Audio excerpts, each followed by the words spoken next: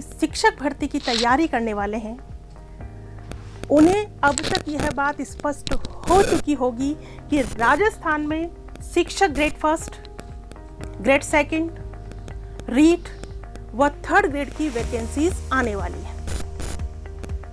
इसीलिए जो प्रश्न बार बार आपके मस्तिष्क में उठते हैं कि वैकेंसी आएगी या नहीं आएगी, तो कब आएगी, ऐसे प्रश्नों पर आपको विराम लगाने की आवश्यकता है। और आवश्यकता है एक मजबूत तैयारी करने की, आवश्यकता है किसी एक एग्जाम पर फोकस करने की, क्योंकि जब एक के बाद एक वैकेंसी आने के चांसेस होते हैं ना, तो विद्यार्थी भ्रमित हो जाते हैं कि तैयारी करें तो किसकी। और कई बार वे केवल एक वैकेंसी की तैयारी ना करके एक साथ एक से अधिक की तैयारी करने लग जाते हैं और यहीं से निर्धारण कर लेते हैं अपनी असफलता का, अपनी हार का। तो जब तक आपके पास कोई एक निश्चित वैकेंसी नहीं है, तब तक अपनी योग्यता अनुसार एक एग्जाम का चयन करें जो आपको देना है। सबसे पहले आप यह तय करो कि तैयारी किसकी करनी है, क्योंकि एके साधे सब सधे, सब साधे सब जाए।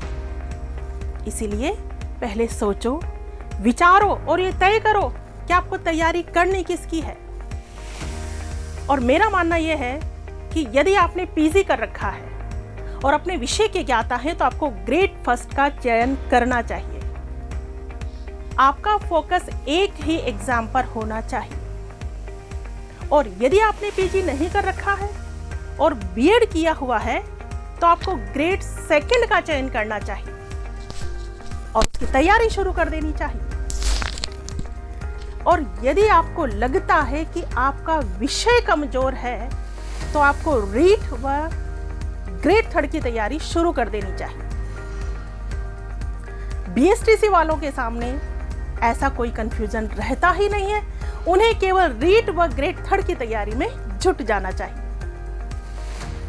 लेकिन मान लीजिए कि आपके सामने सभी वैकेंसीज एक साथ ना आकर केवल एक ही एग्जाम की वैकेंसी आती है और आप उस एग्जाम को देने के लिए एलिजिबल हैं, चाहे ग्रेड कोई भी हो, तो आपको केवल उसी दिशा में तैयारी करना शुरू कर देना चाहिए।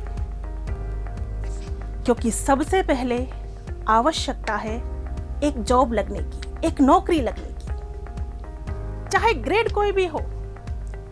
क्योंकि एक सिलेक्शन के बाद सारे सिलेक्शन होते चले जाते हैं, आप भी जानते हैं, क्योंकि मस्तिष्क से बर्डन जो कम हो जाता है। एक जॉब मिलने के बाद आप काफी रिलैक्स हो जाते हैं, तनाव मुक्त हो जाते हैं। इसीलिए तो अब कोई भी एग्जाम फाइट करना आपके लिए बड़ा सरल हो जाता है। तो कैसे भी करके पहले एक मंजिल प्राप्त कर लें। इसीलिए आवश्यकता है कि आप अपना समय व्यर्थ न गंवाएं, अपनी तैयारी को जारी रखें, ताकि जैसे ही आपके सामने कोई एग्जाम आए, तो आप अपनी मजबूत तैयारी के द्वारा उस एग्जाम को एक बार में क्रैक करके अपनी मंजिल पा सकें।